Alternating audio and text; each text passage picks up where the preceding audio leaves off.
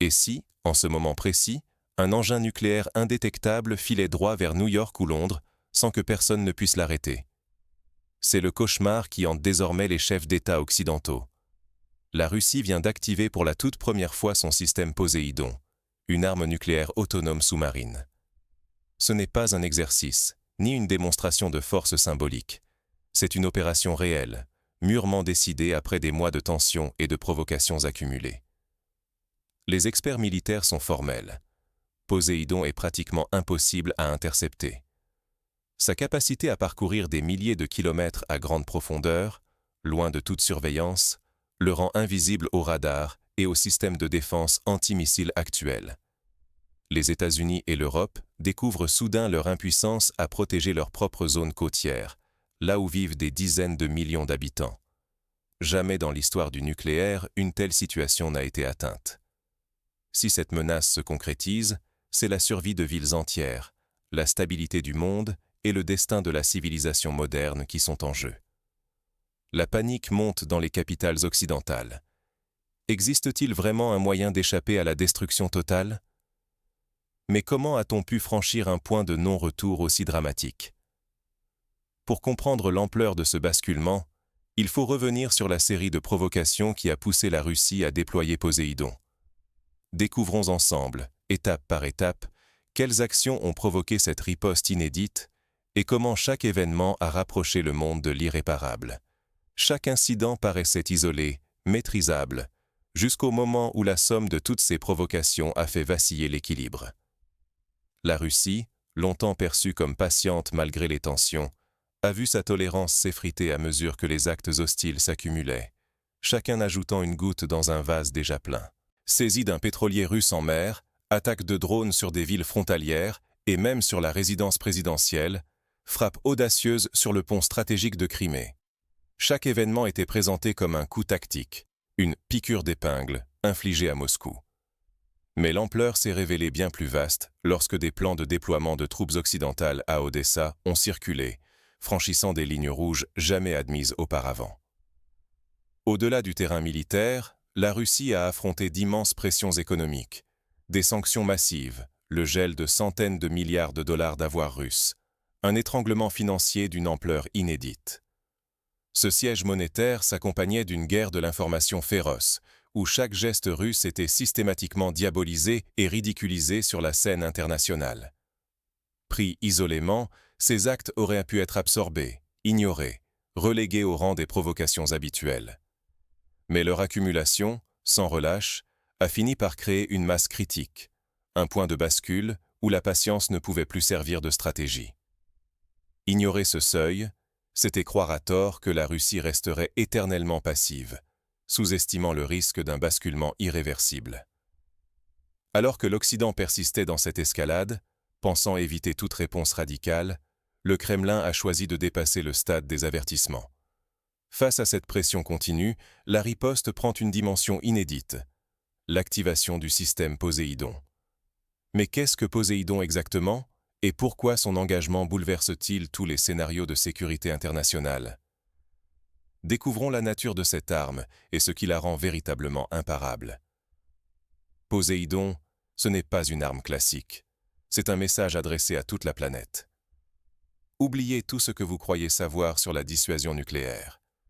Avec Poséidon, la Russie introduit une rupture stratégique totale. Il s'agit d'un drone sous-marin autonome, propulsé par un réacteur nucléaire miniature, capable de traverser les océans sans limitation de distance. Sa profondeur d'opération atteint 1 km, bien au-delà des capacités de détection actuelles, et il fonce sous l'eau à une vitesse jamais vue, rendant toute interception impossible. Mais surtout, Poséidon peut transporter une ogive thermonucléaire d'une puissance colossale allant jusqu'à 100 mégatonnes. C'est suffisant pour anéantir une mégapole côtière ou provoquer un tsunami radioactif capable de rendre inhabitable une région entière pendant des décennies. L'onde de choc et la contamination qui suivraient un tel impact bouleverseraient non seulement la géographie, mais également l'économie mondiale et la sécurité de centaines de millions de personnes. Aucune barrière naturelle, aucune défense antimissile ou anti-sous-marine occidentale n'est capable aujourd'hui de stopper ou même de détecter la progression de Poséidon en temps réel. Ce qui bouleverse l'ordre établi, c'est que l'arme a été activée concrètement pour la toute première fois. Ce n'est pas un simple essai, ni une manœuvre diplomatique. Le déploiement de Poséidon est une décision personnelle de Vladimir Poutine, assumée publiquement, destinée à répondre à une accumulation d'actes jugés hostiles par la Russie. La stratégie du Kremlin ne se limite plus à la dissuasion abstraite. En maintenant volontairement une ambiguïté sur les cibles potentielles de Poséidon, Moscou exerce une pression psychologique maximale sur les dirigeants occidentaux. La simple menace de voir une mégapole frapper à tout moment sème l'incertitude et fait planer le doute sur la capacité de l'Occident à garantir la protection de ses citoyens.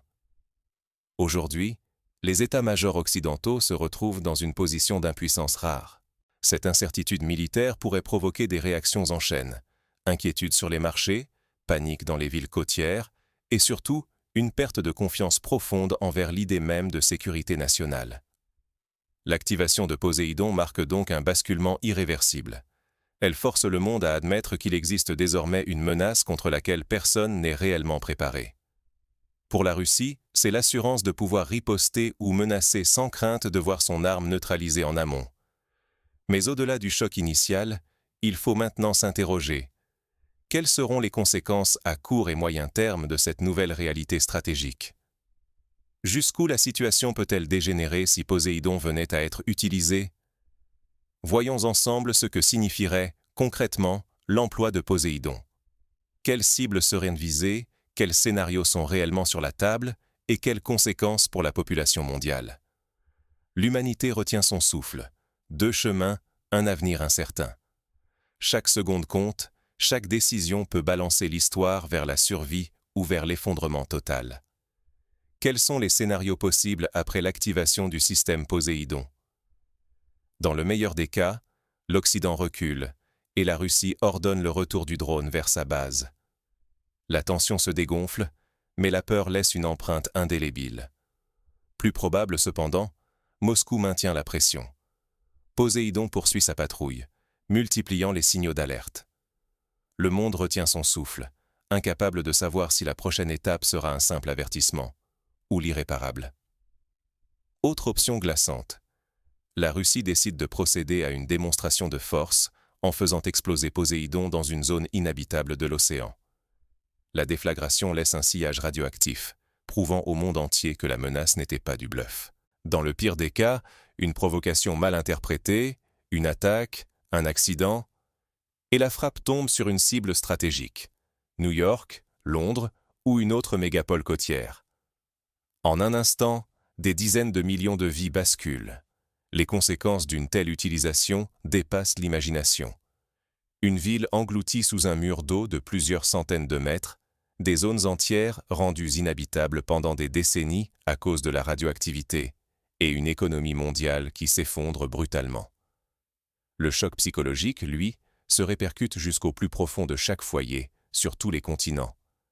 Face à ce scénario cauchemardesque, l'Occident fait face à un dilemme impossible. Doit-on évacuer des millions d'habitants des côtes ? Impossible sans déclencher une panique générale. Faut-il répondre militairement ? Le risque est un engrenage nucléaire incontrôlable. Ou bien négocier à tout prix, au risque de perdre toute crédibilité et d'enterrer durablement la confiance dans le leadership occidental.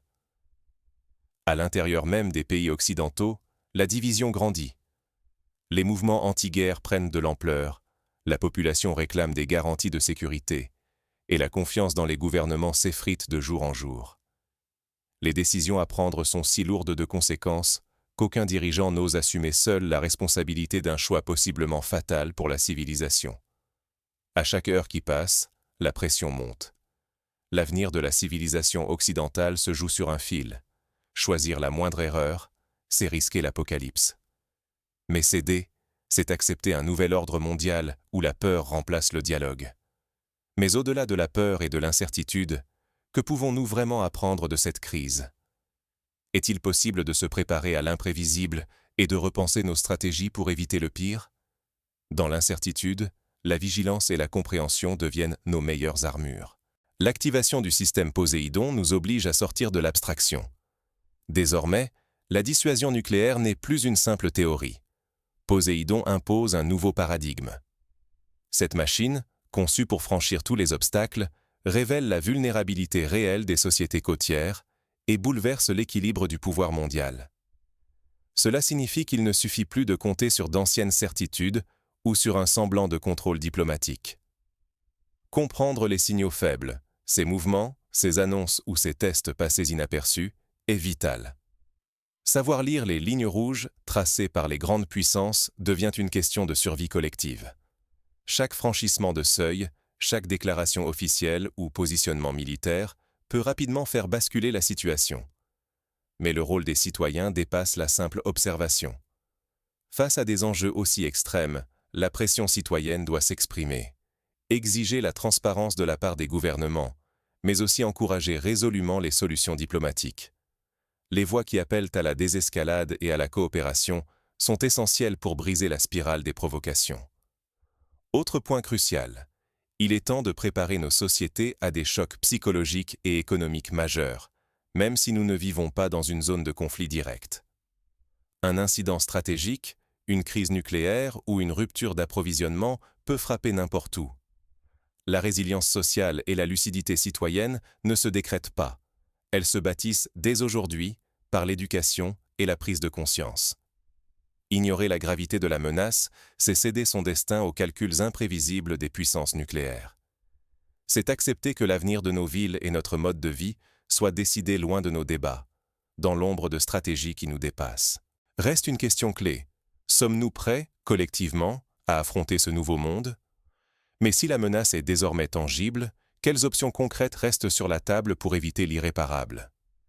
Explorons ensemble les scénarios d'avenir et ce que chacun peut faire, à son échelle. Chacun de nous est désormais concerné par le choix que feront les dirigeants du monde. Ce qui se joue n'est plus un lointain bras de fer entre superpuissances, mais une menace qui touche à la sécurité de tous, à la survie de nos villes, à la confiance que nous pouvons accorder à ceux qui nous gouvernent. La crise ne se résume plus à des analyses stratégiques dans les hautes sphères.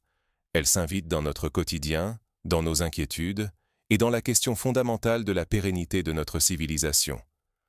Aujourd'hui, fermer les yeux ou se contenter d'attendre que la tempête passe serait une grave erreur. Face à une arme comme Poséidon, face à un bouleversement aussi profond de l'équilibre nucléaire mondial, il ne s'agit plus de spéculation ou d'actes symboliques. La Russie a fait voler en éclats la frontière entre menaces virtuelles et risques concrets. De ce fait, ne pas s'informer, ne pas exiger des réponses de la part de ceux qui détiennent le pouvoir, c'est accepter de subir l'imprévisible sans préparation. Certains pourraient être tentés de croire que le danger est exagéré, que tout cela n'est qu'une surenchère de discours. Pourtant, les faits sont là. Pour la première fois, une puissance nucléaire a mis en patrouille active une arme contre laquelle aucune défense n'existe. Une arme pensée non pas pour la dissuasion classique, mais pour garantir une riposte imparable. Les mégapoles côtières du monde entier, moteurs économiques et symboles de la modernité, sont désormais vulnérables à une technologie qui redéfinit les règles du jeu. Ce n'est plus un simple affrontement de doctrine militaire. C'est une remise en cause de la stabilité économique mondiale, du sentiment de sécurité qui fondait nos sociétés et de la capacité réelle des gouvernements à anticiper et à protéger. La confiance est ébranlée, la peur s'installe, et chacun doit décider, rester passif ou devenir acteur, s'informer, questionner et exiger des décisions à la hauteur du danger. En définitive, la plus grande faiblesse d'une société face à la crise, c'est la passivité. Les prochaines décisions, à Moscou comme à Washington ou à Paris, ne se prendront pas sans conséquences pour nous tous. Le risque n'est plus abstrait, il est devenu personnel, urgent et collectif.